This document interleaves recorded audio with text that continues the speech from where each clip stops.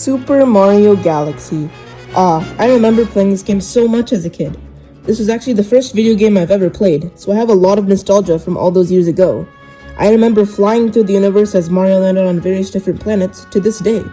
But does Super Mario Galaxy live up to this current era on the 3D All-Stars version? Or is this game aged poorly since the Wii? Let's find out. First of all, this game looks drop-dead gorgeous when looking out at the cosmos. You can pick out individual stars in the sky very easily. The deep blues and purples blend together really nicely and give you the impression of the cold loneliness of space, but also the beautiful sereneness of the galaxy as well. From far away, the galaxies look like Van Gogh's The Starry Night, but from up close, you can see the rough brushstrokes on the different planets. It's more of a big picture game than a detail-oriented game. The water effects improve on what Nintendo started in Super Mario Sunshine. They made the water seem flowing, sparkling, and crispy clear as ever. Mario's overalls and cap seem so realistic, as if you could reach out on the screen and actually touch the material. Overall, the art direction of Super Mario Galaxy is far superior to any other 3D Mario game, in my opinion. But looks aren't everything in any game. Sound design and music are equally, if not even more important than visuals. The soundtrack is something to be marveled at in Super Mario Galaxy. It takes a different approach to music than Super Mario 64 or Super Mario Sunshine, because Mario Galaxy actually has its own orchestra. Take a listen to this snippet of music from Space Junk Galaxy.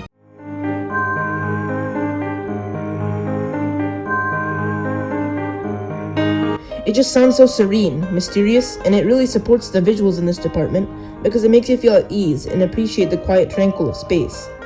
The music just feels so light and fluffy, as though Mario is actually floating in space with no gravity. Without the music, Super Mario Galaxy loses a part of its feel and charm. Of course, not all of the game's music is composed to these types of themes. There are also wacky and fun themes as well, of which you'd expect in a Mario game. In all, the music in Super Mario Galaxy is very diverse and interesting, complementing the themes as well. The story, on the other hand, takes place in the library of the Comet Observatory, and it revolves around a little girl, presumably Rosalina herself, trying to find the mother of a lost Luma that crash-landed on her planet. It's the origin story of the Comet Observatory as well, but it doesn't really tie into the gameplay, which makes the storybook feel kinda disconnected from the main game. The gameplay, on the other hand, is the star attraction, and as fun as ever. Although this game is not an open-world one like 3D Mario games of the past, it is a much more polished version of a new formula. The graphics have upscaled since Sunshine on the GameCube, and it overall looks more sharp and crisp. In my opinion, sure, the levels themselves are a bit linear, but if you really don't like one level, or one star is giving you some trouble, then you can simply do a bunch of other stars and just skip it, no questions asked. Level design is spot on as well. Many memorable galaxies are spread across the game, like Good Egg, Honey Hive, Space Junk, Battle Rock, etc. All these levels feel alive and brewing, as if people actually live on them. Take the Honey Hive galaxy, for example. It's framed as the bees living in a monarchy, with the queen bee being the ruler. It's such a creative idea, and it really makes the level come to life. They all offer unique platforming challenges, boss battles, and problem solving, with each one being better than the next. Difficulty starts out easy at the beginning, but like most Mario games, the difficulty grows and grows the farther in the experience you are. In some of the later levels, the comet missions get pretty intense, and can cause some challenging scenarios if you're not an epic gamer like me. Platforming is still as fun as ever in this game due to the new addition of Luma, who grants Mario the ability to spin.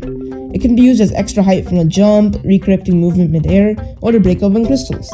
Gravity fields are also in place around planets, which gives a fun twist to the original formula, as you can jump out of one planet's gravity and straight into another planet's gravity and continue the action there. Mario's moveset in Galaxy is pretty lackluster if you ask me. Basic jumps, triple jumps, backflips, long jumps, side flips, wall jumps, and ground pounds are the only way of movement. That may seem like a lot until you look at other Mario games' moves, like Super Mario 64's or Super Mario Odyssey's movesets. Another thing is on the Wii, you were forced to shake the Wiimote to spin, and point it at the screen to pick up star bits with your cursor. Many people are not very happy with the button of motion controls on a first-party Mario game. So when Super Mario Galaxy got ported to the Switch, Nintendo had to make a few decisions to make the game more accessible, such as mapping the spin command to the Y button, and using the Joy-Con/Pro-Con's built-in gyro feature for pointing the cursor. It was a good idea on paper, but it was executed very poorly. The cursor desyncs a lot on TV mode, so you're constantly having to recenter it to calibrate your cursor again. And in handheld mode, playing the game is practically impossible, because to pick up star bits, you have to stop what you were doing and touch the screen to activate the cursor. This makes multitasking and just playing the game very difficult in handheld mode. Super Mario Galaxy's levels are organized into 6 different domes, with 5 different galaxies in them. 2 of the 5 have 3 main stars in them. Secret stars can also be found in one of the 3 star missions. Prankster comets can change the level by adding extra requirements to receive a power star.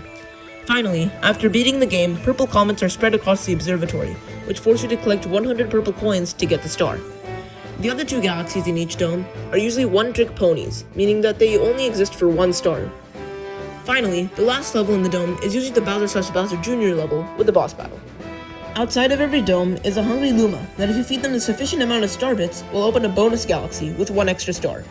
There are 3 secret galaxies that you can unlock by getting 3 special green stars hidden throughout the levels.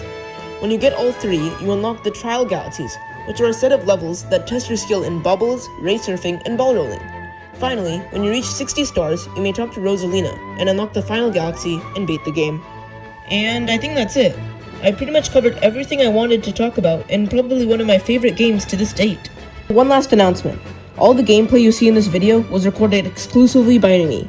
No more taking gameplay from other YouTube channels unless it's absolutely necessary. Also, before you go, I just wanted to announce that I have a Twitch channel now. Follow me at twitch.tv/vishboss as I will be streaming Super Mario Galaxy and Super Mario Odyssey speedruns there. I'm planning on streaming either every Friday evening starting at 7 or every Saturday night starting at 7. Please tell me which works for you in the comments below. And yeah, hope you enjoyed the video, make sure to subscribe for more, and I'll see you in the next one. Bye!